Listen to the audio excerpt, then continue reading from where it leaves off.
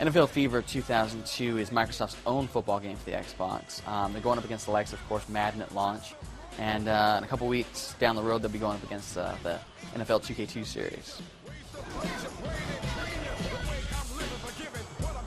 The game includes all the standard modes such as Exhibition, Season, Dynasty, and NFL Fever, which is cool. You can totally play through 25 seasons in a row. So you can kind of manage your team and players. And the neat thing that ties into that is if you build a team like that, a Dynasty, what you have to watch out for is, when you create a player, you can give him the abilities you want, strength and endurance and such. And the cool thing is, based on those abilities you give him, you have to watch out because, if you jack his scores all the way up to 100, it's going to be crazy because then you have to pay for that guy.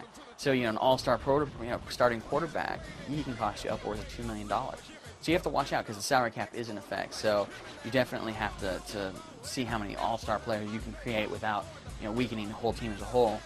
And the neat thing about it is, as you progress and play through the season, depending on how those players perform, if you're controlling your quarterback and you're doing well, his stats will actually increase. He'll get better. And the bummer thing about that is, of course, at the end of the season, if he has gotten better, he's going to demand more money to be re-signed. And if you can't afford to re-sign him, you're going to have to face the fact that he's going to go back into the free agent pool, and an AI team could possibly pick him up. Get ready to go.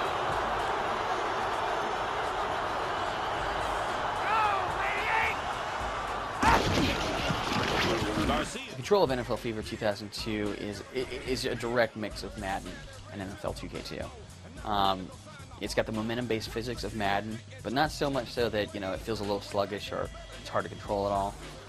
And that's where the NFL 2K2 controls come in. Basically, it has the responsive, quick, tight controls that NFL 2K2 does. It's not necessarily quite as tight, but they're there.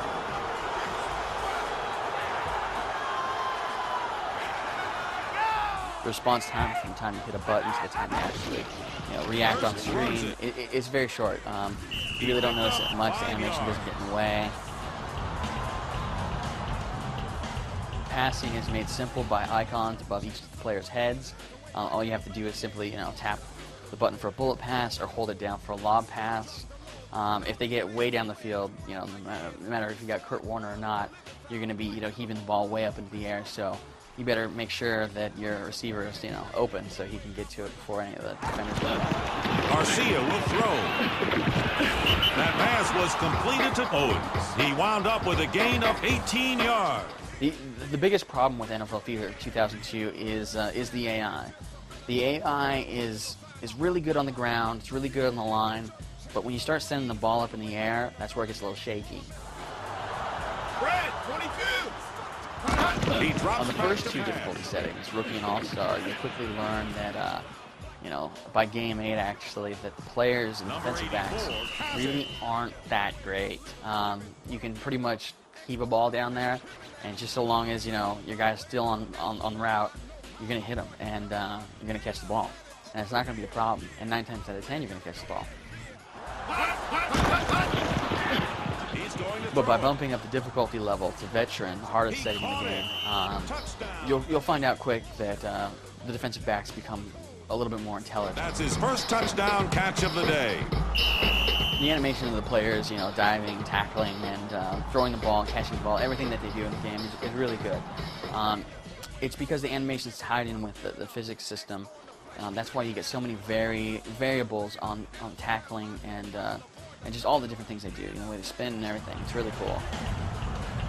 There's the kickoff. For instance, you'll see really cool things like a defender running at your ball carrier, and just as you juke out of the way, he might dive at you and only get a couple hands on you. And it's really neat because whereas once when he was trying to dive and tackle you. Now you sidestep, and all he can really do is get his hands on you. And it's cool because you'll see his body. You'll see his body, you know, move, like pivot around you as he's holding on. And, you know, his momentum is pushing his legs forward, but he's still holding on to you. And he'll swing around you. It's really neat. It's really cool. There's lots of little things like that you'll see that really, you know, give the game life and make it look realistic. Come and get ya. Oh, 45. Barker gets the ball. Nice pickup by the Crocs. That play was tight. Tackled by Bronson.